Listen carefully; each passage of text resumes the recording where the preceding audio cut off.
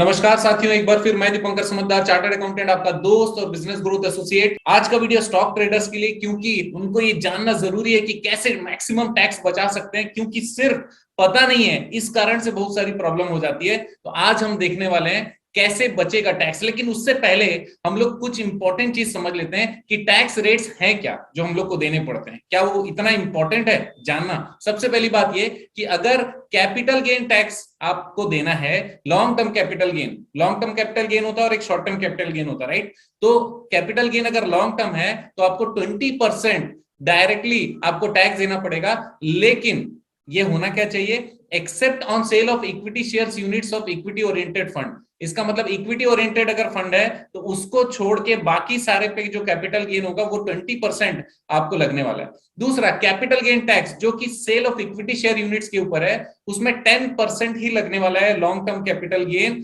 अगर वो 1 लाख रुपए से ज्यादा का कैपिटल गेन है। इसका मतलब ये भी हुआ कि अगर 1 लाख रुपए के नीचे है तो 1 रुपए का भी आपको कैपिटल गेन देने का जरूरत नहीं है। लेकिन यहां पर बहुत इंपॉर्टेंट चीज क्या मैं आपको बता दूं, आपको अपने रिटर्न में सारे ट्रांजेक्शन का ब्यौरा देना पड़ेगा। भले आपका प्रॉफिट हुआ हो 1 लाख से ऊपर या भले 1 लाख से नीचे हुआ हो, जिसमें टैक्स नहीं देना पड़ता। क्यों? क्योंकि इस पे इतने सारे नोटिसेस आते हैं और उसके बाद वो कंप्लायंस करने के लिए दिक्कत हो जाती है। आप भूल जाते हो, रिटर्न भर नहीं पाते हो या रिटर्न में इसकी जानकारी नहीं दे पाते हो। ये बहुत बड़ा फ्लॉ है इनकम टैक्स के हिसाब से। आपको बहुत बड़ा अमाउंट पेनल्टी का 20% जमा करना पड़ता है अपील फाइल करने के लिए, अगर डिमांड आ जाए तो।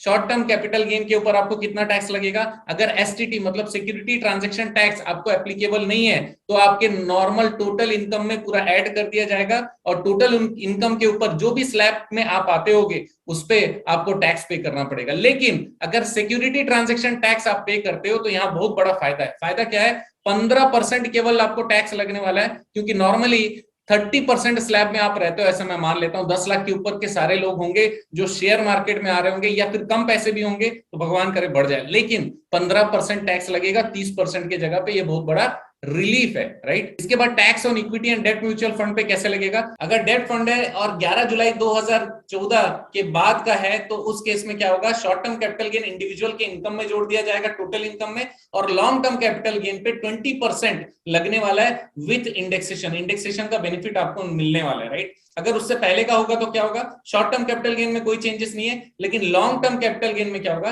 10% लगेगा लेकिन विदाउट इंडेक्सेशन, या फिर 20% विथ इंडेक्सेशन। दोनों में से जो कम होगा ना आप फायदा उठा सकते हो, क्योंकि आपका पुराना है ना, तो ये बेनिफिट इनकम टैक्स डिपार्टमेंट आपको देती है। लेकिन अगर आपका इक्विटी है तो उस केस में क्या होगा, 15% लगेगा शॉर्ट टर्म कैपिटल गेन पे, और लॉन्ग टर्म अगर है तो 10% लगेगा, लेकिन वो भी 1 लाख के ऊपर अगर है आपका benefit long term capital gain तभी लगेगा। लेकिन उसमें खास बात क्या है, इंडेक्सेशन नहीं होगा, इंडेक्सेशन का बेनिफिट नहीं मिलेगा। तो याद रखिएगा, जब भी 20% बोलेगा इंडेक्सेशन का बेनिफिट मिलना है, जब 10% बोलेगा तो इंडेक्सेशन का बेनिफिट नहीं मिल रहा है। मैं फिर से बता दूं, वीडियो को आखिरी तक इसलिए देखना है क्योंकि मैं आपको जीरो टैक्स का आइडिया बताने वाला हूं, राइट। अगला चीज देखते हैं कि कैलकुलेट कैसे करना है कैपिटल गेन शेयर्स पे। ये भी आप ध्यान से सुन लीजिए क्योंकि ये जानना बहुत ज्यादा जरूरी है। शॉर्ट टर्म कैपिटल गेन जब भी कैलकुलेट करना है ना तो 3 चीजें माइनस होगी। सबसे पहला क्या है, ब्रोकरेज है।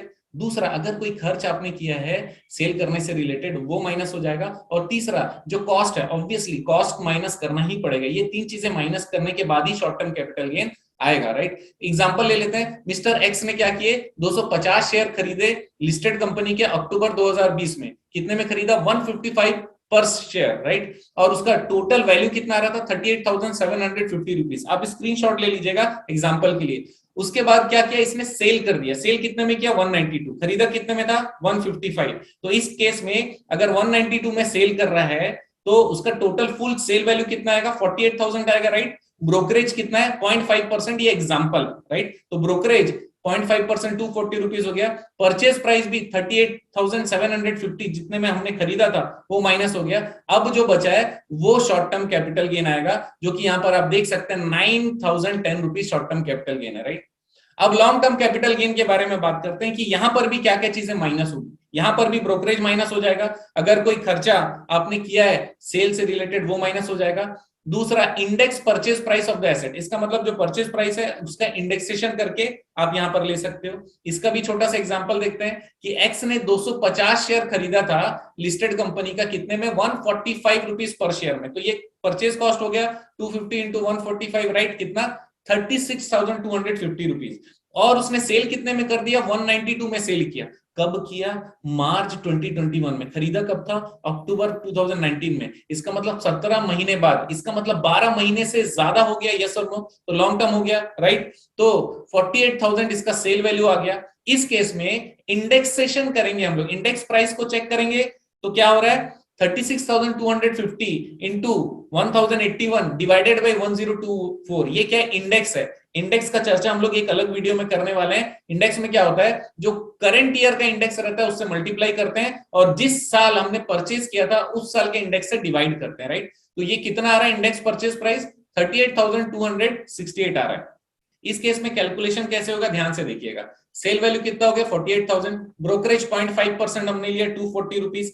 इंडेक्स परचेज प्राइस हमने कैलकुलेट किया 38,268 और इंप्रूवमेंट कॉस्ट या कुछ अलग से कोई कॉस्ट इसमें लगा नहीं, राइट? तो इस केस में 48,000 माइनस ये परचेज कॉस्ट माइनस ये ब्रोकरेज हमने किया तो 9,492 हमारा लॉन्ग टर्म कैपिटल गेन आ गया, राइट? केवल इतना जानना काफी नहीं है। अगर हमको लॉस हो जाए तो क्या हम उसको कैरी फॉरवर्ड कर सकते हैं, आगे फ्यूचर के प्रॉफिट में एडजस्ट कर सकते हैं? यस और नो?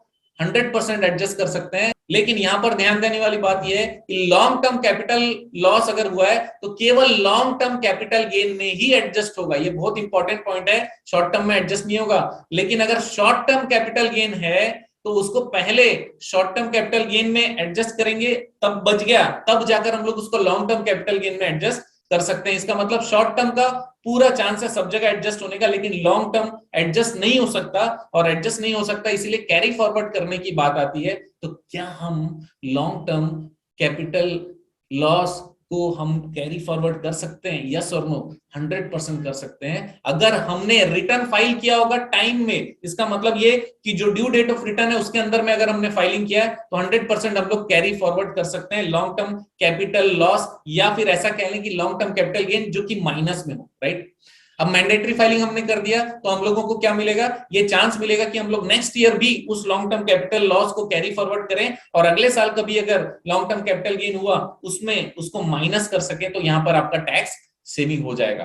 अब इंपॉर्टेंट पॉइंट पे आते हैं, कैसे आपको कम से कम टैक्स देना पड़े। हो सकता है 0 टैक्स देना पड़े, हो सकता है 1 भी रुपए का टैक्स आपको ना लगे। तो आपका जो पोर्टफोलियो है 31 मार्च को, उसको ध्यान से देखिए और ड्यूरिंग द ईयर आपने जो ट्रेड किया अगर उसका रिकॉर्ड है उसको पूरा ध्यान से देखिए। जो ड्यूरिंग द ईयर परचेस किया और सेल कर दिया वो किस में आएगा?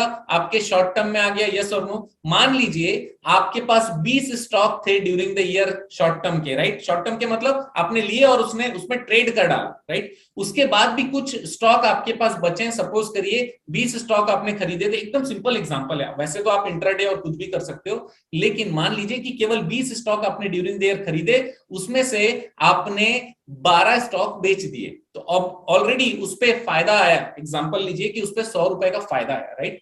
अब क्या हो रहा है कि ड्यूरिंग द ईयर में जितने भी हमने खरीदे थे, जो 12 महीने से कम का हमारा होल्डिंग है, वैसे हमारे पास में 8 शेयर बचे हुए हैं।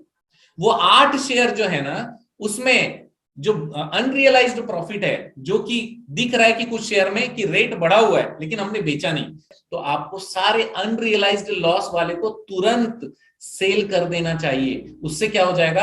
आपका अनरियलाइज्ड लॉस रियलाइज्ड लॉस में कन्वर्ट हो जाएगा और वो आपके शॉर्ट टर्म के सारे प्रॉफिट को खा जाएगा।